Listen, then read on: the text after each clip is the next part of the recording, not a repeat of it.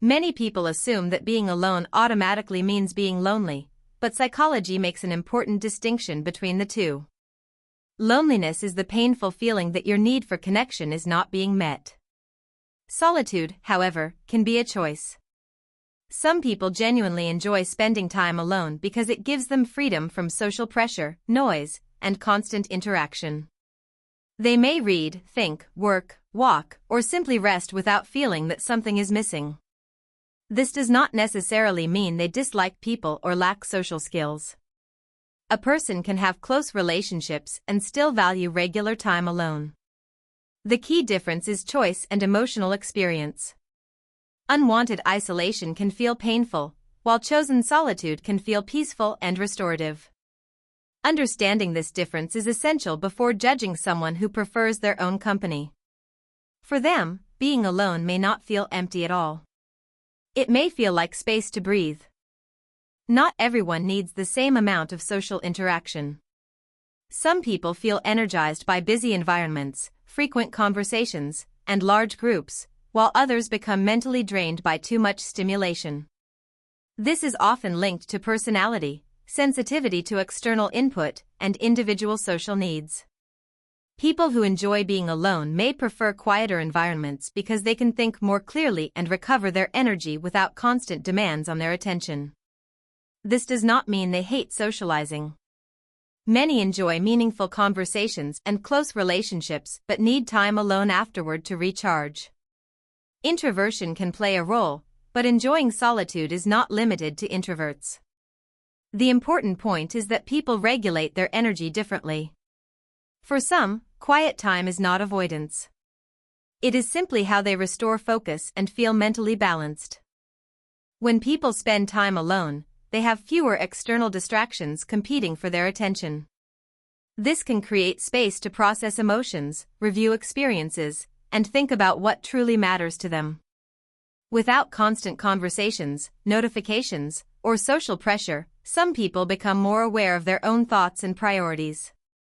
Healthy self-reflection can help them understand why they reacted a certain way, what they want to change, and which values guide their decisions.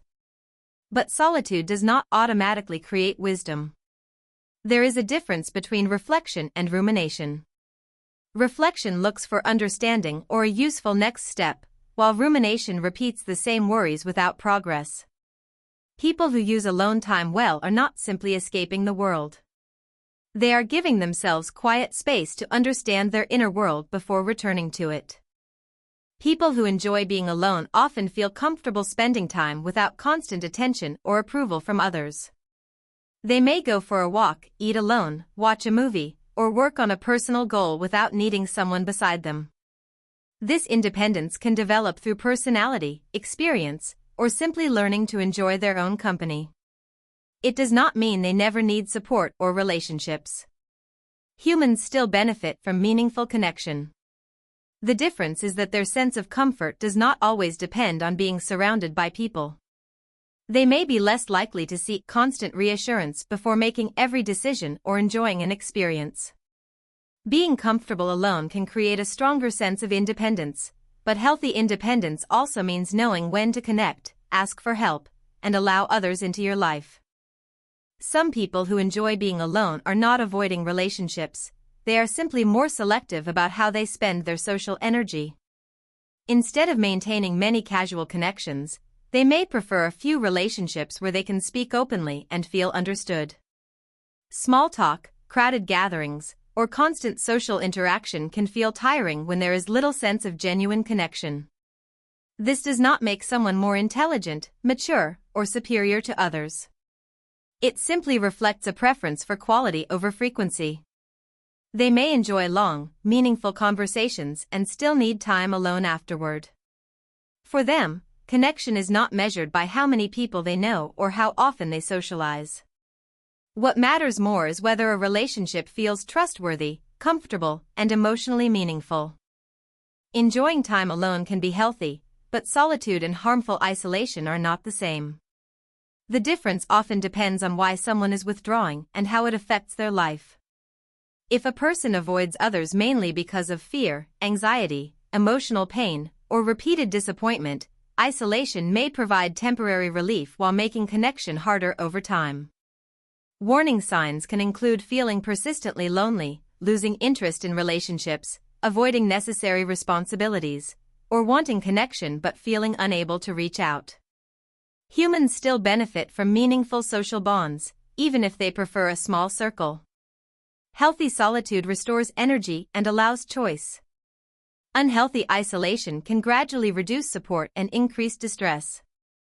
Being comfortable alone is valuable, but so is recognizing when withdrawal is no longer bringing peace and has started becoming a barrier. The real strength of enjoying solitude is not proving that you need nobody.